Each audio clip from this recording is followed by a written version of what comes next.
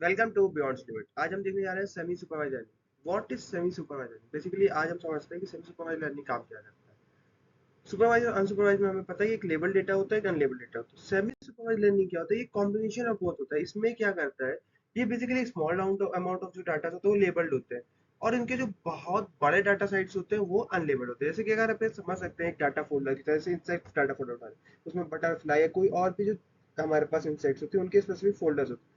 तो इंसेक्ट्स जो है उसमें तो जो आपको बटरफ्लाई हो गया, ड्रैगन फ्लाई हो गया, सब तो लेबल्ड है, बट उसके अंदर जो इमेजेस है वो लेबल्ड नहीं है। तो इसी तरह हम समझ सकते हैं कि सेमी सुपरवाइज लर्निंग क्या होता है, ये क्या काम करता है। बेसिक मॉडल को इनहेंस एक्यूरेसी प्रोवाइड करने में काम आता है।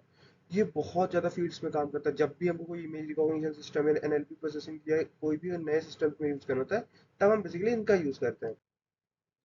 सेमी सुपरवाइज्ड लर्निंग का एप्लीकेशंस कहाँ कहाँ पे या कहाँ कहाँ पे यूज किया जाता है? Speech recognition system, text analysis system, image classification और मेडिकल साइंस में तो इसका बहुत ज़्यादा यूज होता है। मेडिकल साइंस में बहुत बेटर इन्फ्लुएंस में काम करता है। जैसे रेडियोलॉजिस्ट हो गए, अनलेबल्ड इमेजेस फॉर्म हो गए, जो कि बॉर्डर डाटा सेट्स में जब भी आता है। अब एनएलपी में कहाँ पे यूज होता है? बेसिकली कोई भी सेंटिमेंटल एनालिसिस या एंटिटी रिकॉग्निशन सिस्टम जो हमें बनाना होता है परफॉर्मेंस ऑप्टिमाइज करते हुए, तब हम सेमी सुपरवाइज्ड लर्निंग का यूज करते हैं। Now let's talk about the challenges of semi supervised learning. इसके एडवांटेजेस तो हमने देख लिया, अब इसके सेमी सुपरवाइज्ड लर्निंग में बहुत से चैलेंजेस भी आते हैं यार। एक सबसे पहला क्वेश्चन तो आता है कि हमने जो डाटा सेट के ऊपर जो लेबलिंग दी वो सही है कि नहीं यार।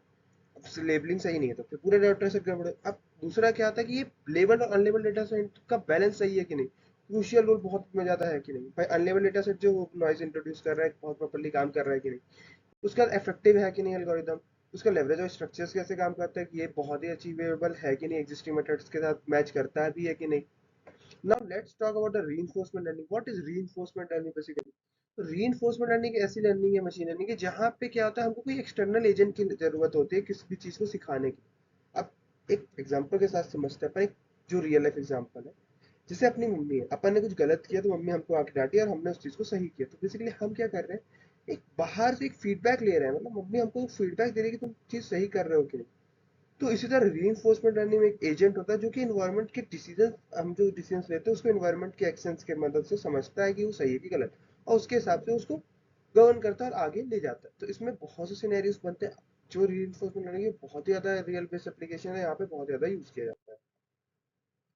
टाइप्स कौन कौन से होते हैं रीइंफोर्समेंट लर्निंग के? मेजर एल्गोरिथम्स कौन कौन से होते हैं इसके? क्यू लर्निंग होती है, डीप क्यू लर्निंग होती है, पॉलिसी ग्रेडियंट्स होते हैं। अब इसमें यूज कौन कौन से एल्गोरिथम्स किया, कौन कौन से फ्रेमवर्क्स, ये जो एल्गोरिथम्स हो गया, अब इसमें फ्रेमवर्क्स और लाइब्रेरीज कैसे यूज करेंगे यार? टेंसरफ्लो यूज कर सकते हैं, पाइटॉर्च यूज करते हैं, open AI gym systems use करते हैं, स्ट्रीमलाइन सिस्टम यूज करते हैं। अब इस एल्गोरिथम्स और एप्लीकेशंस को धीरे आगे आने वाले वीडियो में समझेंगे भी कि रीइंफोर्समेंट लर्निंग के एल्गोरिथम और सॉल्यूशंस कैसे काम करते हैं डिफरेंट इंडस्ट्रीज के लिए। Now let's talk about the use case of reinforcement learning. कहाँ कहाँ यूज होता है? सबसे पहला तो सवाल यही होता है कि रीइंफोर्समेंट लर्निंग यूज कहाँ कहाँ होता है भाई? रोबोटिक्स में, गेमिंग में, फाइनेंस में, हेल्थ केयर। फिर रीइंफोर्समेंट लर्निंग जो होता है वो एनाबल्स करता है किसी भी रोबोट को बहुत ही कॉम्प्लेक्स टास्क है उसको बहुत ही इजीली परफॉर्म करना। मान लो कोई गलती की तो आपने उसको बता दिया कि गलती है, तो उसने उसको सेम कर लिया। ऐसे वीडियो गेमिंग सिस्टम में ऑप्टिमाइज ट्रेडिंग स्ट्रेटेजीज बनाई जाती है। ये पेशेंट केयर में भी बहुत ज्यादा होता है कि यार किसी पेशेंट में हमको पता चल गया कि इसको ये मेडिसिन इतनी डोज से ज्यादा नहीं देनी यार, तो प्रॉब्लम आती है, तो वो इसमें भी काम आता है।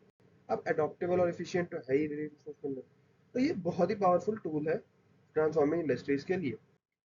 नाउ कंक्लूजन में क्या है, सेमी सुपरवाइजर एंड रीइंफोर्समेंट दोनों ही अपनी जगह बहुत सारे एडवांटेजेस रखते हैं, बहुत से ही कुछ डिसएडवांटेज। बहुत के पास बहुत सारे अलग अलग तरह टास्क के लिए अलग अलग इनपुट्स का काम करता है, वैसे ही डिसीजन मेकिंग प्रोसेस और ऑपरेशनल्स के लिए हम इसका यूज करते हैं। आज के लिए इतना ही guys, thank you so much guys.